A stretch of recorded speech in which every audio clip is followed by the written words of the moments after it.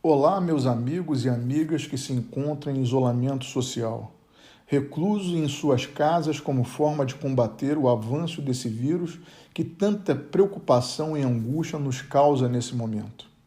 Olá e muito obrigado aos amigos e amigas que se sacrificam no exercício dos chamados serviços essenciais, em especial aqueles que são trabalhadores da área da saúde, mas não menos especiais aqueles que trabalham com transporte, segurança pública, entre outras atividades e que precisam deixar a segurança dos seus lares para enfrentar frente a frente essa ameaça invisível que tem causado o adoecimento e morte de tantas pessoas ao redor do mundo. O título do nosso estudo hoje é Fé.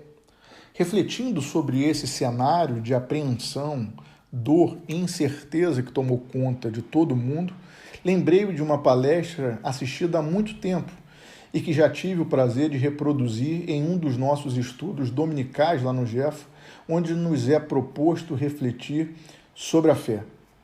É impressionante como nesses momentos de maior dificuldade nós buscamos estreitar o nosso relacionamento com o Altíssimo e não raras vezes colocamos em xeque ou em teste a nossa própria fé.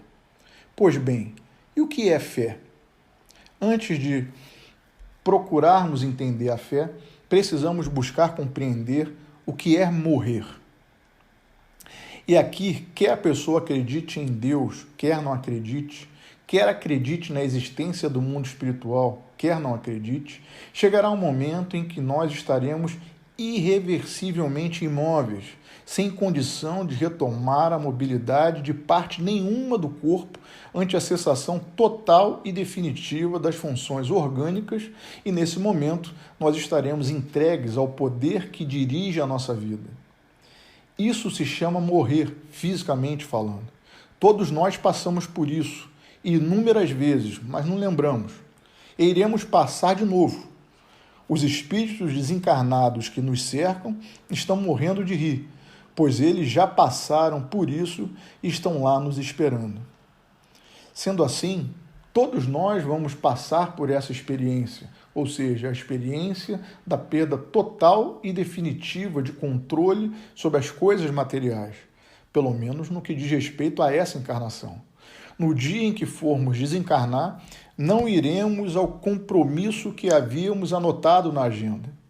Nesse dia, iremos faltar ao trabalho. É simples assim.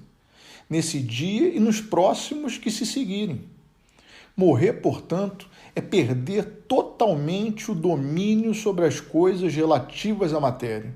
Por isso, as pessoas temem tanto a morte, pois perderão completamente o controle dessa vida material, ainda que outra completamente seja a sua condição enquanto espírito. Agora eu pergunto a vocês, tem alguém aqui que esteja nos escutando que possua o controle sobre o resultado das safras de arroz, feijão, legumes, grãos? Não, não tem.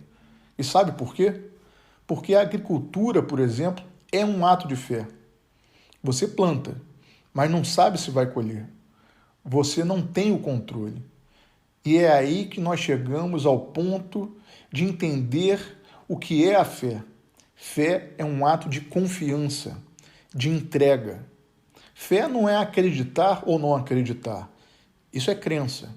Fé é o seguinte: você entra no avião e entrega a sua vida ao piloto. E as pessoas ainda dizem que não têm fé.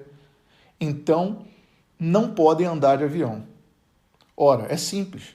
Você já imaginou que está no avião e é o dia do piloto? De repente, a aeromoça abre a porta da cabine e pergunta assim: alguém aí sabe pilotar um avião? E você pergunta: por quê? Porque estamos com um pequeno problema técnico.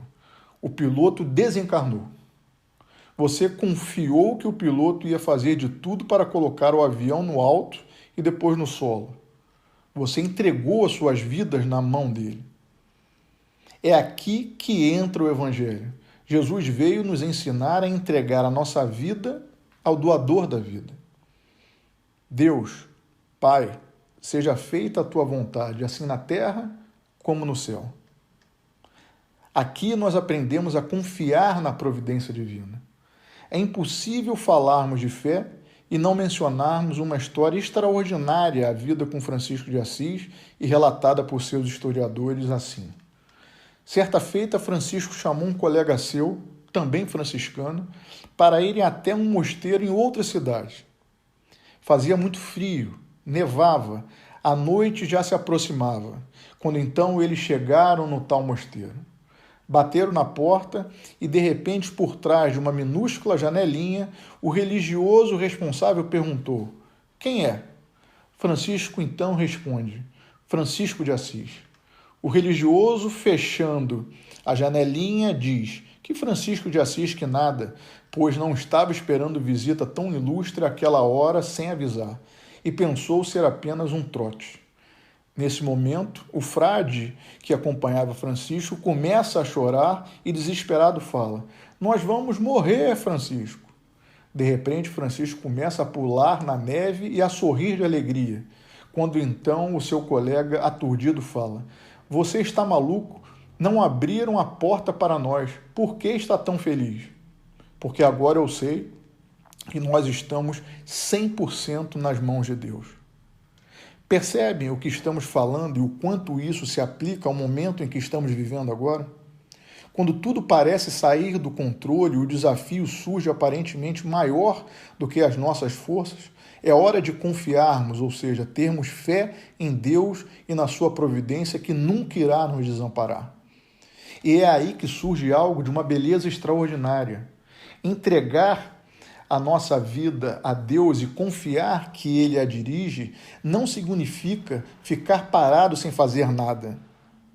Significa que nós confiamos que Ele nos dá tudo o que precisamos para enfrentar os nossos desafios, as nossas dificuldades. Essa é a diferença entre a fé cega e a fé raciocinada. Percebem?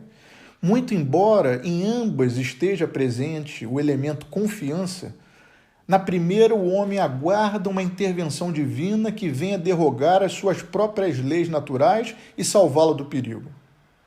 Na segunda, ele compreende que aquilo que é considerado momentaneamente um mal para a humanidade faz parte de leis naturais que se propõem a estabelecer transformações nas estruturas físicas em que habitamos, sejam elas transformações no orbe propriamente dito, ou mesmo na estrutura do nosso corpo físico em que estamos temporariamente encarnados.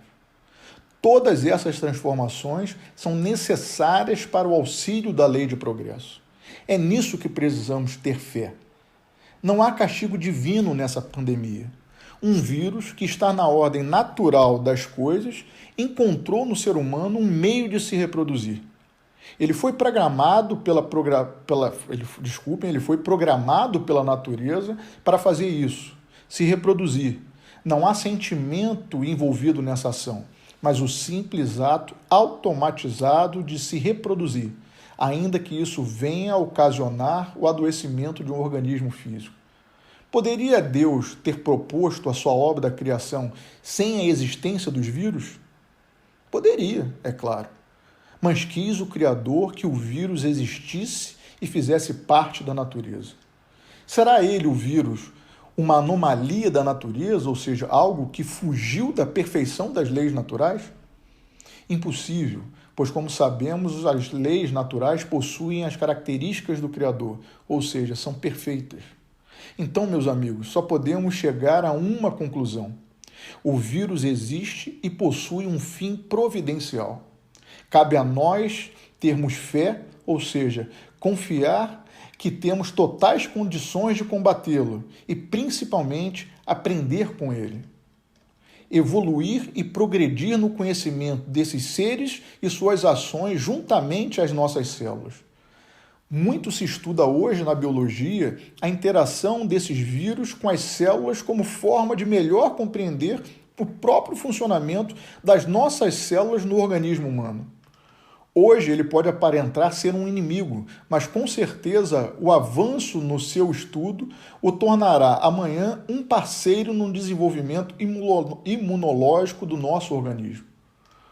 O fato é que seja o vírus para destruir, transformar ou para criar, num futuro ainda não tão previsível, Precisamos ter fé e, portanto, confiar em Deus que, através da sua providência, nos entrega tudo o que precisamos para progredirmos enquanto humanidade e sairmos dessa pandemia ainda mais forte do que entramos. E para todos aqueles que perderam algum ente querido para esse vírus, tenham fé.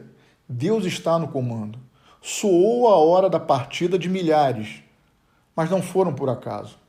A pátria espiritual retornaram para continuar o processo evolutivo e de lá nos auxiliar a vencer essas adversidades. O Espiritismo ensina e demonstra que daqui a não muito tempo, todos eles provavelmente estarão mais uma vez encarnados nesse orbe terrestre. O que nos cabe fazer então é ter fé e trabalhar com a certeza de que podemos transformar esse mundo em um mundo ainda melhor para o retorno de todos eles. E por que não? De todos nós em outras encarnações.